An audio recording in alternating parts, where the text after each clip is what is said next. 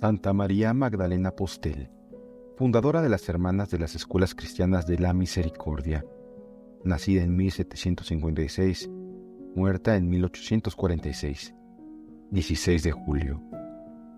Santa María Magdalena Postel, mujer de carácter enérgico y de firme e ininterrumpida abnegación, realizó durante su casi centenaria vida y en medio de un sinfín de dificultades, dos grandes obras de carácter religioso y social: la fundación de un instituto dedicado a educar cristianamente a la juventud del pueblo y al cuidado de los enfermos, y la restauración de una de las antiguas abadías de Francia.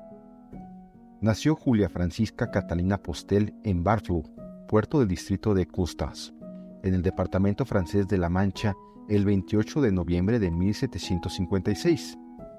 Tan enclenque y delicada vino al mundo que hubo de serle administrado sin demora el santo bautismo.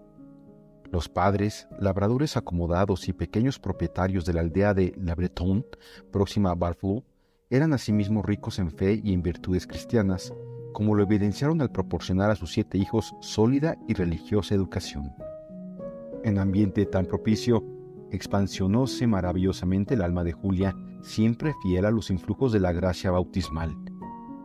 Solía la niña rezar el Santo Rosario con su padre, mientras éste hacía cuerdas de cáñamo, y cuando acudía a los oficios de la iglesia, pasábase el tiempo absorta con los ojos clavados en el altar. Ya a los 5 años asistía a la catequesis parroquial y a ella iba con el regocijo de quien corre a una fiesta. Sus respuestas, decía el párroco, pasman por la exactitud de su doctrina y por la viva espontaneidad con que las va improvisando al par de las preguntas. Más parece que habla en ella una persona mayor y altamente versada en las cuestiones religiosas. Pero no se contenta Julia con saber. Le interesa inmensamente más impregnar su conducta con las realidades aprendidas, y para ello pone en práctica la enseñanza religiosa que, por cierto, retiene con memoria extraordinaria. A pesar de su corta edad, pesa rigurosamente el pan que ha de comer durante la Cuaresma, valiéndose para ello de una balanza que se ha fabricado con unas conchas. Pone bajo las sábanas de su lecho una tabla y por almohada una piedra. La gran pureza de su conciencia, jamás empañada por ningún pecado deliberado, dice la bula de beatificación.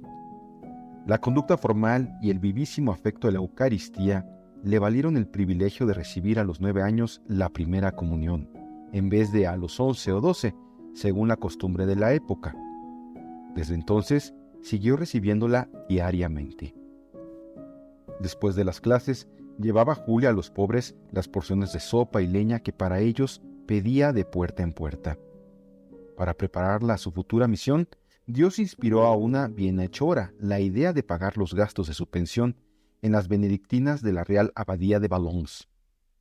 Allí, lo mismo que en Barfleur, fue modelo de virtud para sus compañeras y el consuelo de sus maestras. Hizo voto de consagrarse al servicio de Dios y del prójimo, aunque no en esta abadía de Valence, cuya regla le parecía demasiado suave. Ella quería religiosas que no tuviesen más rentas que sus manos y que estuviesen obligadas a trabajar para subvenir a sus necesidades y a las de los pobres. Guardiana de la Eucaristía. En 1774 vuelve Julia a la casa paterna, decidida a hacer para las niñas lo que San Juan Bautista de la Salle hiciera para los niños. Tiene 18 años y su alma se halla adornada por una piedad sólida, alimentada y fortalecida por la oración y la comunión diaria. En la escuela que funda y a la cual añade un internado especialmente destinado a las huérfanas, enseña el catecismo, el cálculo, la escritura y las labores. La infatigable maestra cuida también a los enfermos, asiste a los moribundos, pide limosna para los pobres y para ellos trabaja de noche hilando en la oscuridad por economía. Su única comida diaria se compone de una sopa acompañada de legumbres, a menudo reemplazadas por pan duro y agua. Nunca come carne ni pescado y duerme sobre tablas, con un crucifijo en la mano derecha.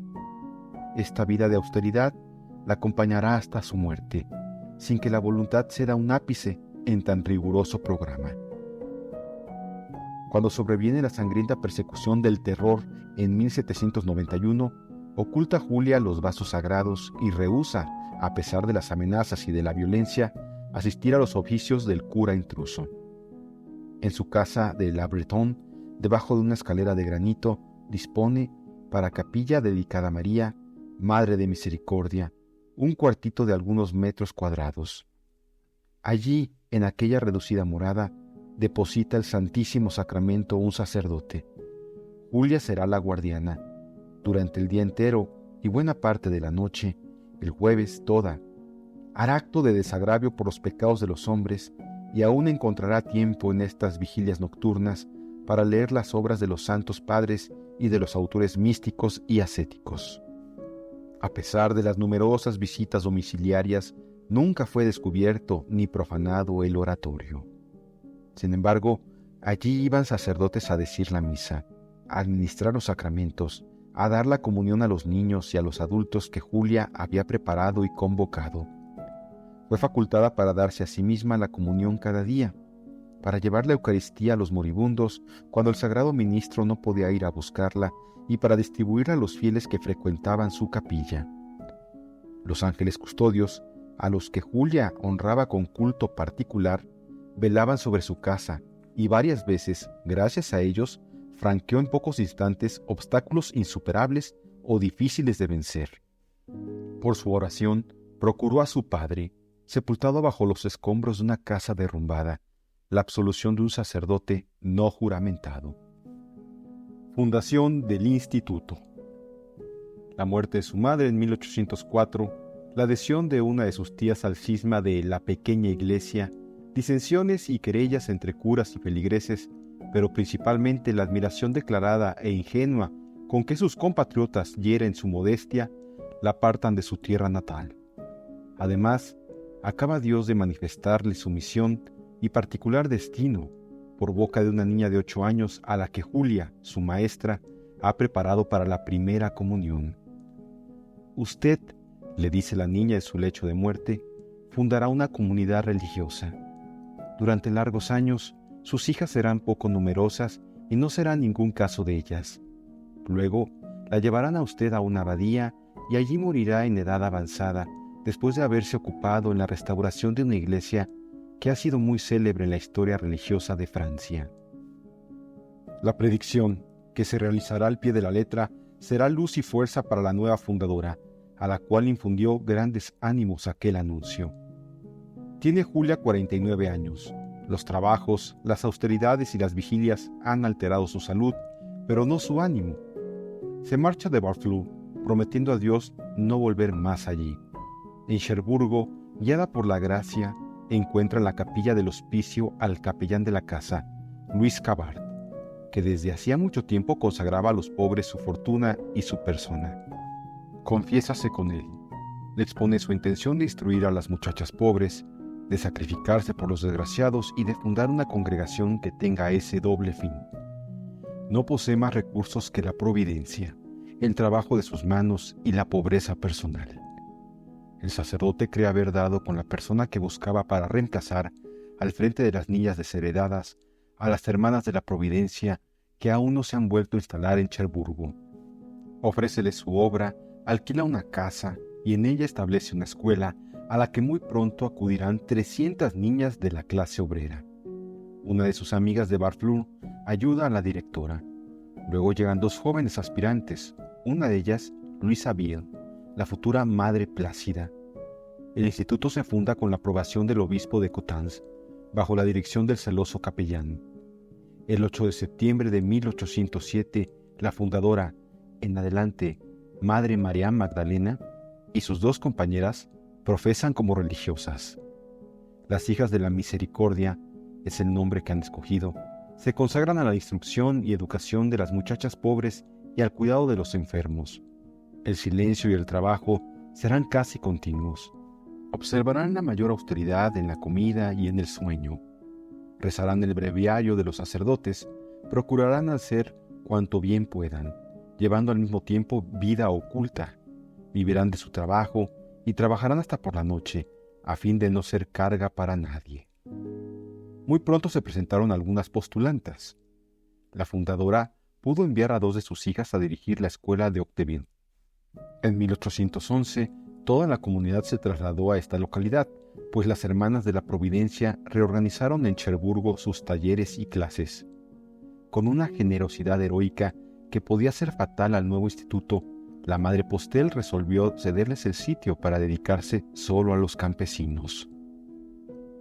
Nuevas fundaciones, dificultades y pruebas. La nueva casa de Octeville era un establo espacioso, del que habían sacado a los animales en vísperas de llegar las hermanas. Era la pobreza de Belén en todo su rigor. Hubose de trabajar mucho para poderse instalar en ella, y aún, a pesar de todo, solo se consiguió vivir en extrema indigencia. Una hermana y una huérfana llevadas de Cherburgo murieron en la nueva residencia, y, de no poner rápido remedio, era de prever que la muerte seguiría diezmando a la ya menguada comunidad. En tales condiciones, no les era posible a las hermanas consagrarse a los fines de su vocación. La situación no podía durar. La antigua escuela de las hermanas de San Vicente de Paul de Tamerville encuadraba perfectamente para casa matriz, y así optaron por ella. El propietario se avenía a cederla, pero una inquilina de conducta sospechosa la tenía en arrendo y se negaba a abandonarla. Tras muchas diligencias y ruegos, y después de severos reproches que le dirigió la fundadora, la inquilina dejó la casa. Las religiosas traspasaron allí su modesto mobiliario y tomaron a su cargo 12 huérfanas. No faltaron las pruebas. Falleció la hermana Catalina Bellot, la primera compañera de Julia Postel. La maestra oficial declaróles su hostilidad desde el principio, y el propietario, que se negaba a renovar el alquiler, puso a las hermanas en el trance de comprar la casa o abandonarla. Pero la providencia intervino oportunamente. El príncipe Lebrun, tesorero jefe del imperio, compró el establecimiento en 1813 con la intención de dejar el usufructo del mismo a las religiosas.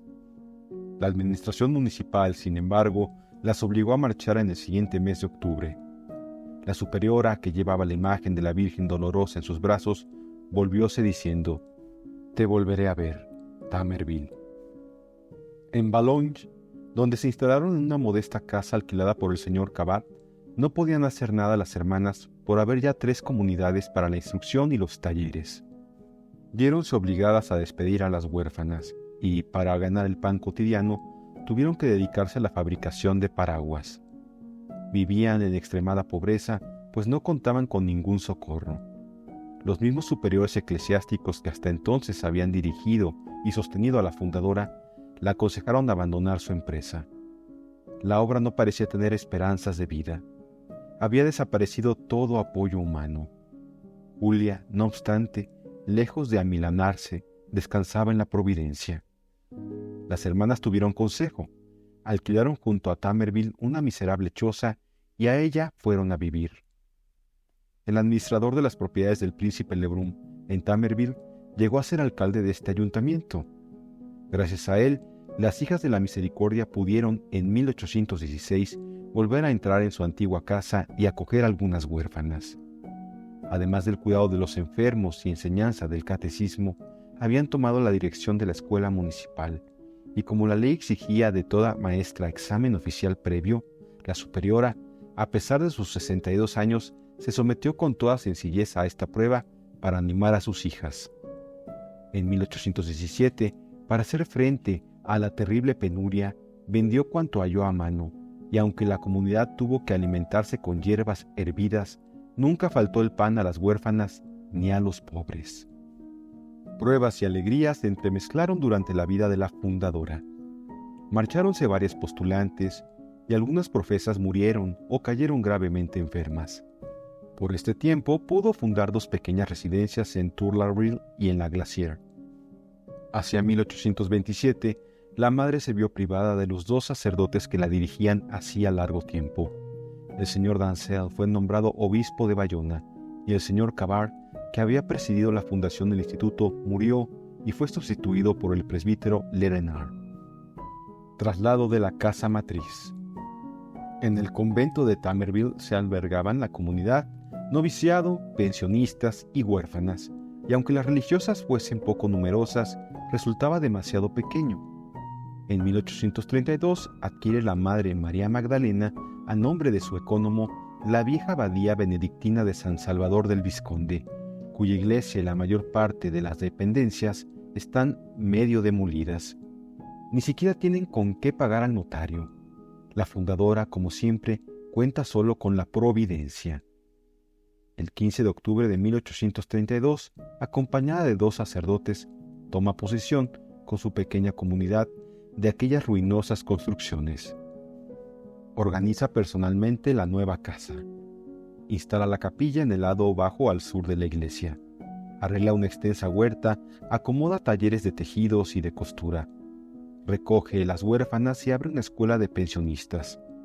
La extremada pobreza, el trabajo abrumador, las zozobras de todo género, la envidia, la crítica, la enemiga del municipio y otras muchas cruces pesan sobre la santa. El vicario general de Coutances, nombrado superior eclesiástico, es recibido por la Madre Postel como enviado de Dios, destinado a darle, en nombre de la autoridad diocesana, una regla aprobada por la Iglesia, y a propuesta suya, con humildad que es uno de sus más hermosos títulos de gloria, acepta para su instituto las constituciones de las hermanas de las escuelas cristianas. Esta es realmente la voluntad de Dios, afirma ella. Los votos religiosos fueron precedidos por un año de noviciado, al que siguió un retiro espiritual memorable. 82 años tenía la fundadora cuando, el 21 de septiembre de 1838, hizo profesión con sus hijas según las reglas definitivas. Un lazo íntimo unió desde entonces a los 2 institutos dedicados a la misma obra de la educación de la juventud. La superiora logró conservar el rezo del oficio divino, el cargo de sacristana, que le permitía vivir más unida al sagrario, su única comida diaria, los ayunos, las noches de adoración, el justillo de 1000 puntas de hierro, la cama de tablas y las otras prácticas de austeridad y de humildad que solía ejercitar y que habían sido mitigadas en las nuevas reglas. Restauración de la iglesia abacial. Parece como que la Madre María Magdalena viviera de milagro. Sin embargo, y a pesar de tanta pobreza y de las pruebas y contradicciones que la cercan, emprende la restauración de la iglesia abacial. Hagámoslo, dice, porque es voluntad de Dios. Así debe ser, pues los obstáculos que provenían de los propietarios desaparecen y la providencia les envía recursos según la necesidad.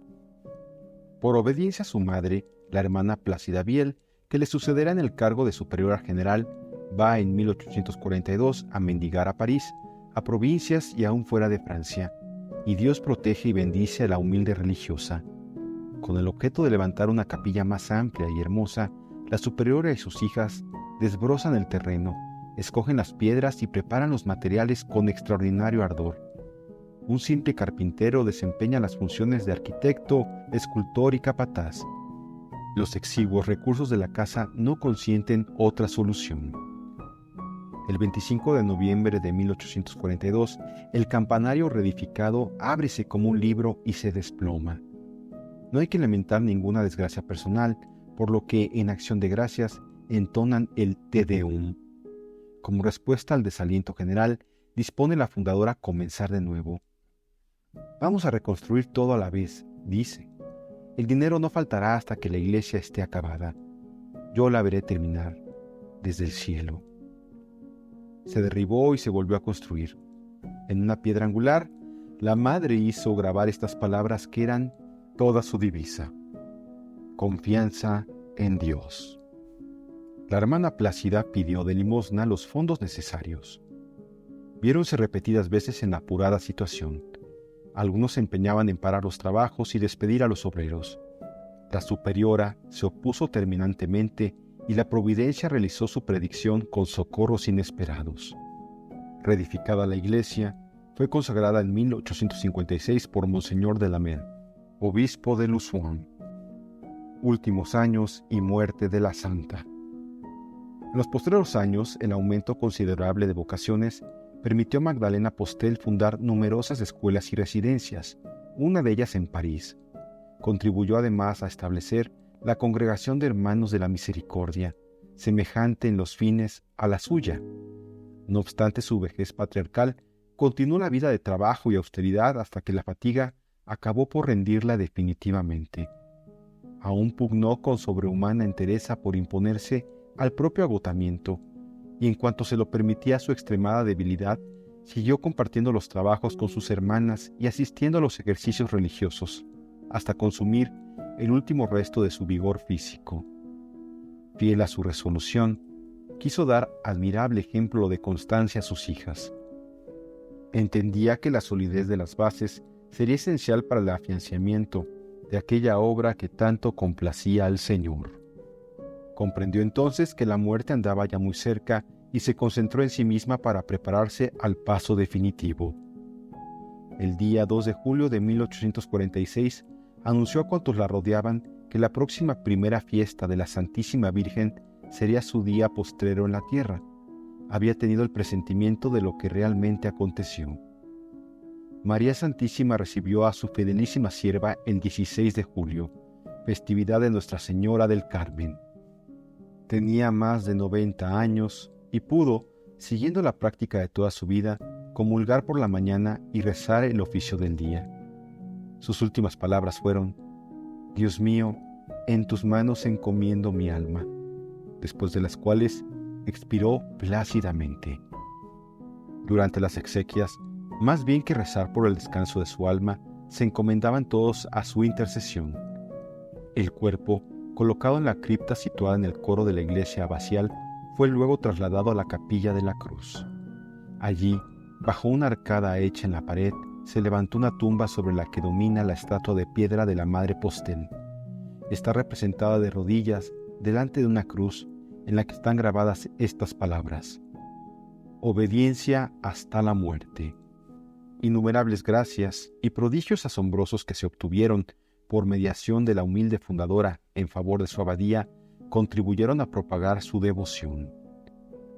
María Magdalena Postel fue beatificada el 17 de mayo de 1908 y canonizada al mismo tiempo que la fundadora de otro instituto religioso dedicado a la enseñanza, Santa Magdalena Sofía Barat, el 24 de mayo de 1925.